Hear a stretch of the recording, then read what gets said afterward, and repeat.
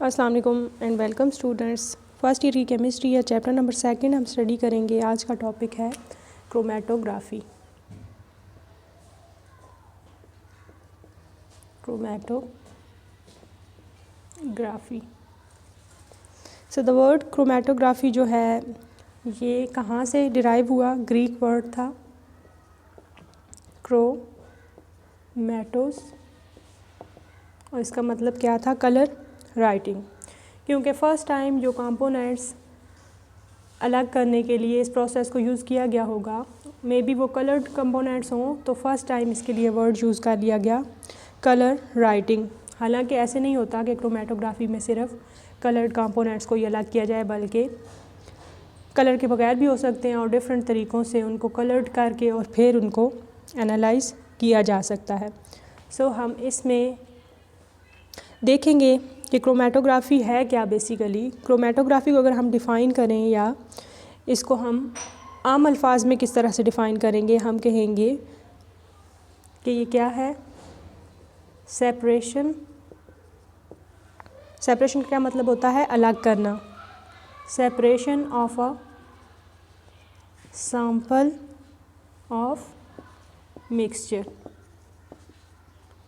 यानी कि अगर हमारे पास एक मिक्सचर है, फॉर एग्ज़ाम्पल इसके अंदर डिफरेंट कंपोनेंट्स प्रेजेंट हैं, लाइक डिफरेंट कलर्स के हो सकते हैं।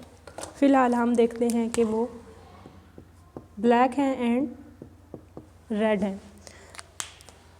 सो ये जो हमारे पास मिक्सचर है ये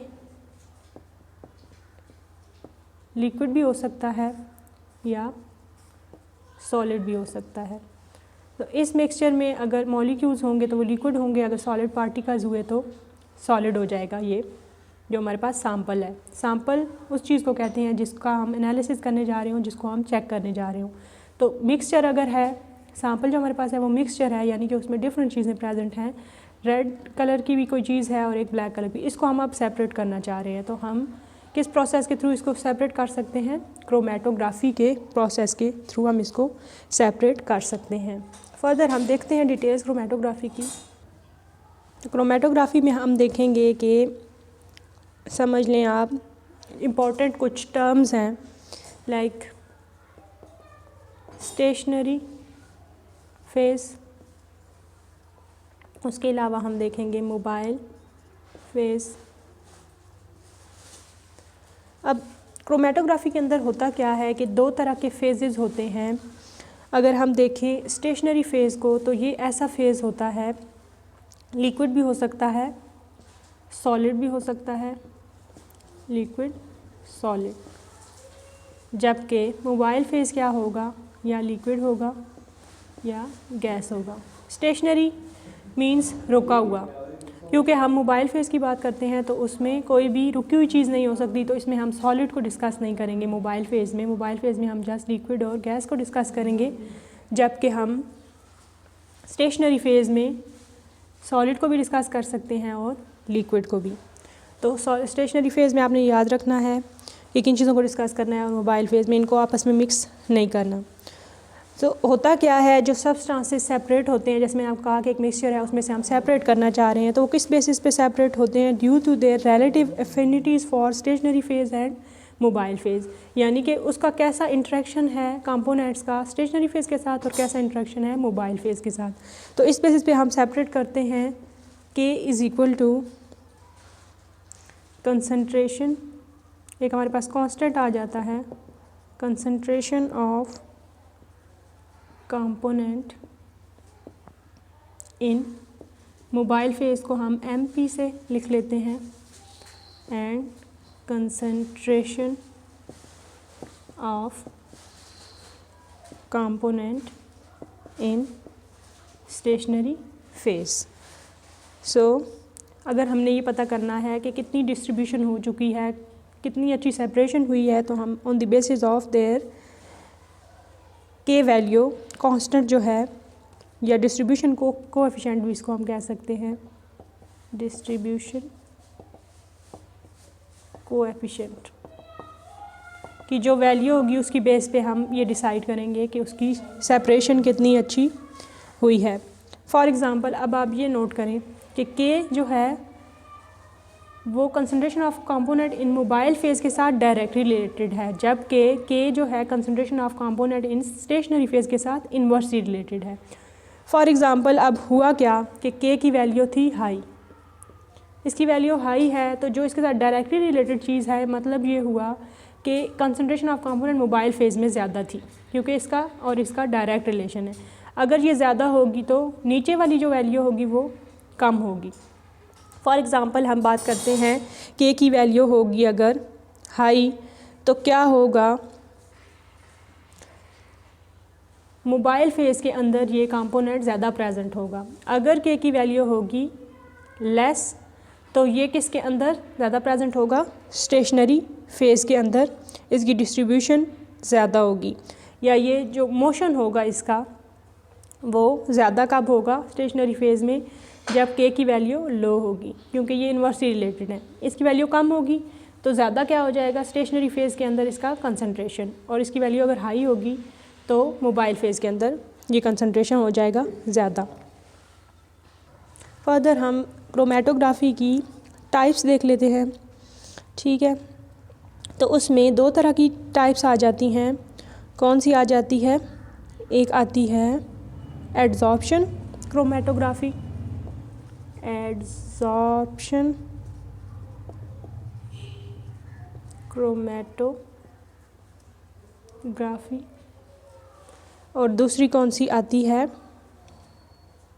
पार्टीशन।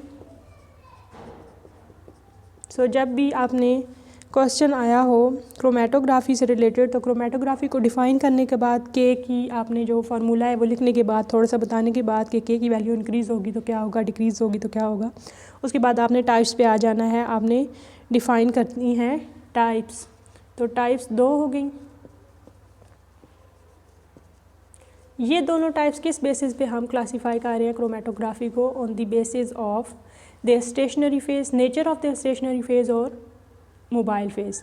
अब डिफरेंट और टाइप्स होती हैं लाइक पेपर क्रोमेटोग्राफी, और वो चीज़ें जो हैं वो अलग हैं, वो डिपेंड करता है ऑपरेटस पे कि आप कौन सा ऑपरेटस यूज़ कर रहे हैं, तो वो डिपेंड करता है कि उसका नेम भी उस तरह का होगा। लेकिन पार्टीशन और एड्जॉर्प्शन क्रोमेटोग्राफी में आप जस्ट दो चीज़ें डिस्कस करते हैं, स्टेशनरी फेज़ और मोबाइल फेज़। सो अगर स्टेशनरी फेज़ लिक्विड होगा क्रोमेटोग्राफी में या सॉलिड होगा तो हम उनको क्लासीफाई कर देंगे। एड्जॉर्प्शन क्रोमेटोग्राफी में अब क्या होता है, स्टेशनरी फेज़